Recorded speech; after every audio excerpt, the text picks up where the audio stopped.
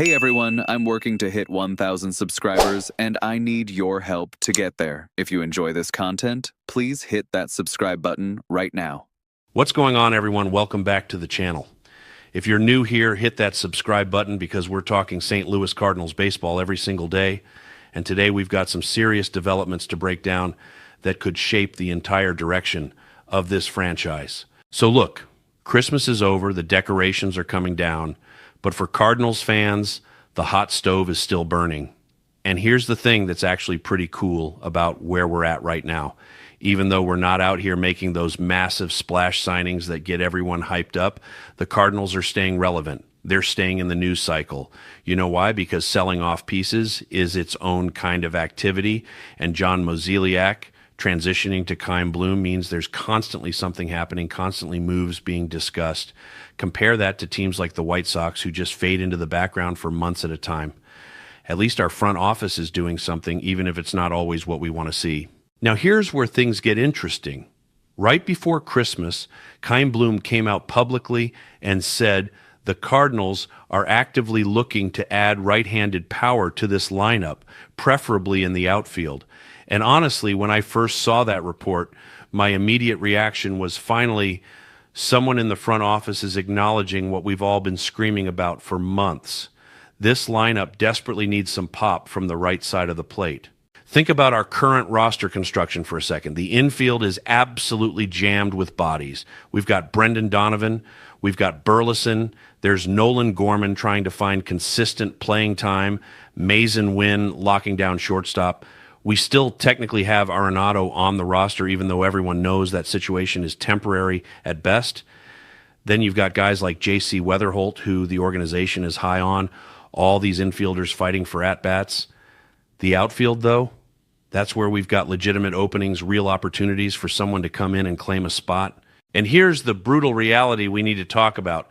Our home run leader last year hit 20 bombs. 20? That was Willson Contreras. And oh, by the way, he's now in Boston. He's gone. So our home run leader from last season isn't even on the team anymore. That tells you everything you need to know about our power situation. We need someone who can actually threaten to leave the ballpark on a regular basis. But it's not just about raw power numbers. It's about balance. Look at the handedness of our projected lineup, and you'll see the problem immediately.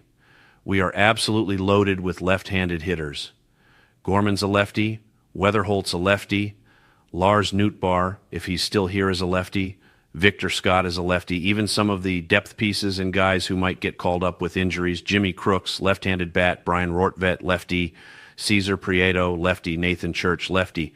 Do you see the pattern here? When you're that stacked with left-handed hitters, opposing managers can just play matchup baseball against you all game long, especially late in games when it matters most.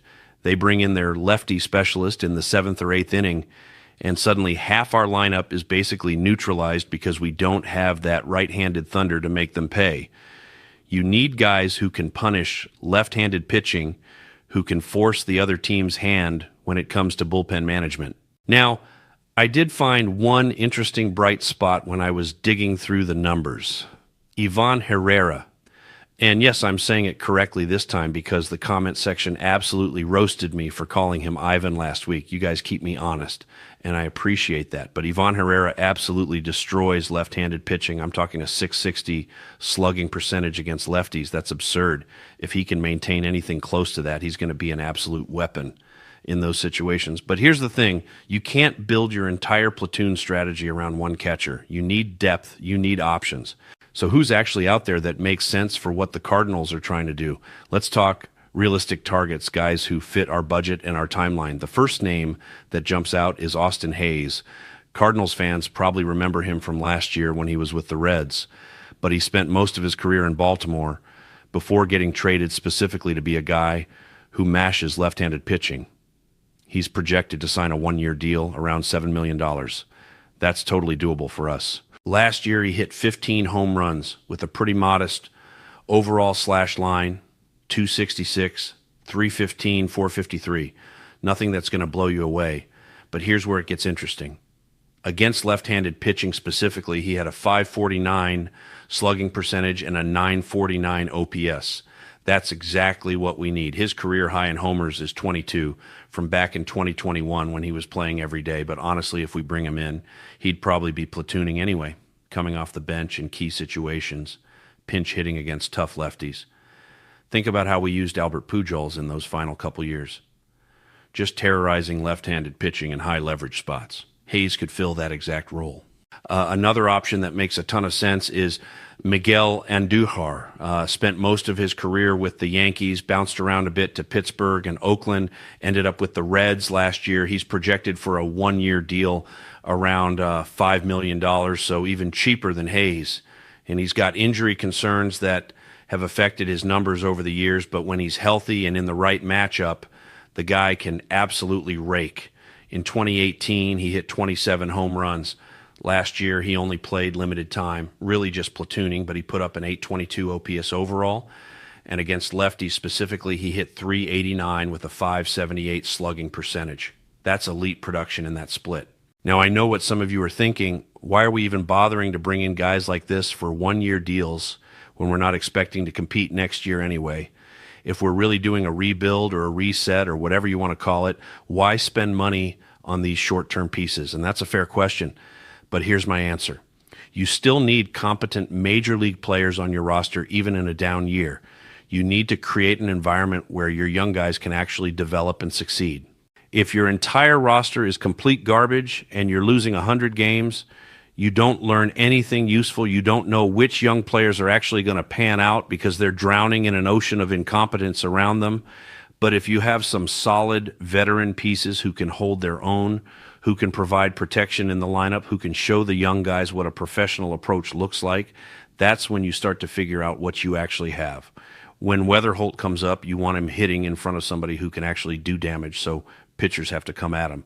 When your young pitchers are on the mound, you want to give them a fighting chance to win games so they can build confidence. Plus, and this is important, you want to create some level of competitiveness so fans actually want to show up. I want the Cardinals to be fun to watch next year, even if we're not making the playoffs. I want to see competitive at-bats, close games, guys scrapping and fighting. You do that by having some talent on the roster, by being smart about filling holes, even if they're temporary fixes, which brings me to the name that's been circulating on Cardinals Twitter lately. And honestly, it's probably mostly just media speculation designed to generate clicks, but I think it's worth addressing anyway. Should the Cardinals sign Bo Bichette? He's still sitting out there in free agency as we're about to turn the calendar. One of the bigger names still unsigned. The projections have him getting something like 5 years, $130 to $150 million. He's open to playing second base, which theoretically could work with Mason Winn at shortstop. Let me paint you the picture of why this could be exciting. Imagine opening day, you're sitting in the stands, and you look at the infield. You've got Alec Burleson at first, solid hitter who could push for all-star consideration. At second base, you've got Bo Bichette, legitimate star power, a guy the front office went out and actually paid to bring here. Next to him at short is Mason Winn, Gold Glove defender, these two turning double plays together. And at third base, you've got J.C. Wetherholt, top 5 prospect in baseball, potential cornerstone piece. That's an exciting infield, one of the best in baseball if everyone develops right. Bichette's a projected 4-win player. The Cardinals haven't had a 4-win player since 2022 when we had Nolan, Goldschmidt, and Edman all do it. And guess what? We were pretty good that year. Career $294 hitter with 29 homers and 102 RBIs in his best season. The guy can flat out hit. But here's the reality of why it's not happening. $30+ million per year for 5 years. That's what it would take. And while, yes, you need good players to have a good team, you also need to maintain financial flexibility. If we're committing that kind of money to one player, and our biggest problem is actually pitching, not hitting, what happens if an ace becomes available next offseason and we don't have the flexibility to go get him? What happens if Bichette gets hurt or struggles adjusting to a new position, a new city, and now we're stuck with this massive contract preventing us from making other moves? And the lineup isn't what's going to hold us back dramatically next year anyway. There's actually hope there with the young talent. It's the pitching that's the disaster, and Bichette doesn't fix that. A couple years from now, when the pitching development hopefully starts paying off, that's when you make the big offensive splash if you need it. But right now, lock up that money on a position player when starting pitching is the real issue just doesn't make strategic sense. So that's where we're at. The Cardinals need right-handed power, preferably in the outfield, and there are realistic options out there that fit the budget and the timeline. Guys like Austin Hayes and Miguel Andujar, who can contribute right now without blocking the path for younger players or hamstringing us financially down the road. It's not sexy. It's not going to generate massive headlines, but it's smart roster construction for where this team actually is right now. Drop a comment and let me know what you think. Should the Cardinals go after one of these platoon bats? Would you rather see them take a swing on Bo Bichette, even with the risks? And make sure you're subscribed, because we're covering every move, every rumor, every development with your St. Louis Cardinals right here every single day.